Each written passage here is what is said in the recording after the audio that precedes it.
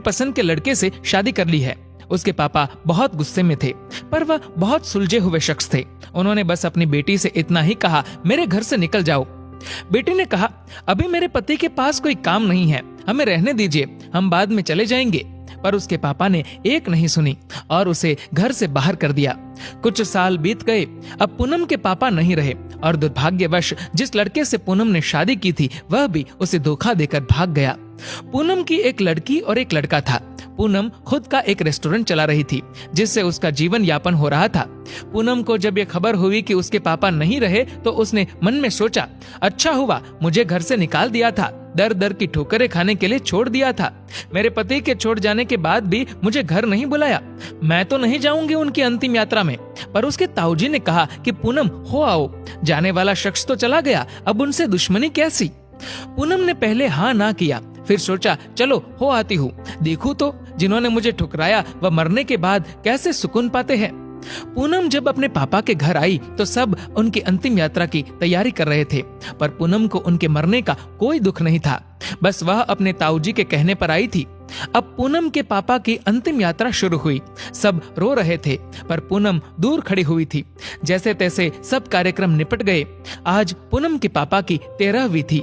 उसके ताऊजी आए और पूनम के हाथों में एक खत देते हुए उन्होंने पूनम से कहा, ये तुम्हारे पापा ने तुम्हें दिया है, हो सके तो इसे एक बार जरूर पढ़ लेना। रात हो चुकी थी और सारे मेहमान जा चुके थे। पूनम ने वह खत निकाला और पढ़ने लगी। उस खत में सबसे पहले लिखा था, मेरी प्यारी गुड़िया, मुझे मालूम है कि तुम मुझसे नाराज हो, पर अपने पापा को माफ कर देना। मैं जानता हूँ तुम्हें मैंने घर से निकाल दिया था, तुम्हारे पास रहने की जगह नहीं थी, तुम दर दर की ठोकरें खा रही थी, पर मैं भी उदास था। तुम्हें कैसे बताऊं?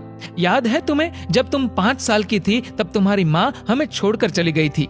तब तुम कितना रोती थी, मेरे बिना सोती नहीं थी, रातों को उठकर रोती थी। तब मैं भी सारी रात तुम्हारे साथ जागता था। तुम जब स्कूल जाने से डरती थी तब मैं भी सारा वक्त तुम्हारे स्कूल की खिड़की पर खड़ा होता था और जैसे ही तुम स्कूल से बाहर आती थी तुम्हें सीने से लगा लेता था। वह कच्चा पक्का खाना याद है जो तुम्हें पसंद नहीं आता था, मैं उसे फेंक कर फिर से तुम्हारे लिए खाना बनाता था ताकि तुम भूखी ना रहो। याद है तुम्हें जब तुम्हें बुखार आता था तो मैं सारा दिन तुम्हारे पास बैठा रहता था, मन ही मन रोता था पर तुम्हें हंसाता था ताकि तुम ना रो, वरना मैं रो पड़ता था। वो तुम्हारी पहली बार हाई स्कूल की परीक्षा तुम रात भर पढ़ती थी और मैं सारी रात तुम्हें चाय बना कर देता था। याद है तुम्हें तुम्हारी पहली जीन्स और छोटे कपड़े, वह गाड़ी, सारी कॉलोनी एक तरफ थी कि ये सब नहीं चलेगा, लड़की छोटे कपड़े नहीं पहनेगी, पर मैं तुम्हारे साथ खड़ा था, किसी को तुम्हारी खुशी में बाधा बनने नहीं दिया। तुम्हारा वह रातों को देर से घर आना, डिस्को जाना, लड़कों के साथ घूमना, इन सब बातों को कभी मैंने गौर नहीं किया, क्योंकि तुम जिस उम्र में थी उस उम्र में ये सब थोड़ा बहुत होता है। पर एक दिन तुम ऐसे लड़के से शादी कर घर आई, वह भी उस लड़के से जिसके बारे में तुम्हें कुछ भी पता नहीं था। तुम्हारा पापा हूँ, मैंने उस लड़के के बारे में सब पता किया। उसने न जाने वासना और पैसों के लिए कितनी लड़कियों को धोखा दिया था, पर तुम तो उस वक्त प्रेम में अंधी थी। तुमने मुझसे नहीं पूछा और सीधी शादी करके आ गई। मेरे कितने अरमान थे कि तुम्हें डोली में बिठाऊं, चांद सितारों की तरह तुम्हें सजाऊं, ऐसी धूमधाम से शादी करूं कि लोग बोल पड़े कि वह देखो शर्मा जी जिन्होंने अपनी बच्ची को इतने नाजों से अकेले पाला है। पर तुमने मेरे सारे ख्वाब तोड़ दिए। खैर, इन सब बातों का अब कोई मतलब नहीं है। मैंने तो तुम्हारे लिए खत इसलिए छोड़ा कि तुमसे कुछ बात कह सकूं। मेरी गुड़िया, अलमारी में तुम्हारी माँ के गहने और मैंने जो तुम्हारी शादी के लिए गहने खरीदे थे वह सब रखे हैं। 3-4 घर और कुछ जमीनें हैं। मैंने सब तुम्हारे और तुम्हारे बच्चों के नाम कर दिया है। कुछ पैसे बैंक में है जो तुम बैंक जाकर उसे निकाल लेना। और आखिर में बस इतना ही कहूंगा, मेरी गुड़िया, काश तुमने मुझे समझा होता। मैं तुम्हारा दुश्मन नहीं था, तुम्हारा पापा था, वह पापा जिसने तुम्हारी माँ के मरने के बाद भी दूसरी शादी नहीं की। लोगों के ताने सुने, गालियां सुनी, न जाने कितने रिश्ते ठुकराए, पर तुम्हें दूसरी माँ से कष्ट ना हो इसलिए खुद की ख्वाहिशें मार दी।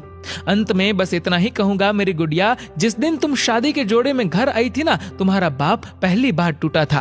तुम्हारी माँ के मरने के वक्त भी उतना नहीं रोया जितना उस वक्त और उस दिन से हर दिन रोया। इसलिए नहीं कि समाज, जात, परिवार, रिश्तेदार क्या कहेंगे, बल्कि इसलिए कि जो मेरी नन्ही सी गुड़िया सुसु तक करने के लिए सारी रात मुझे उठाती थी, पर शादी का फैसला लेते वक्त मुझे एक बार बताना भी जरूरी नहीं समझा।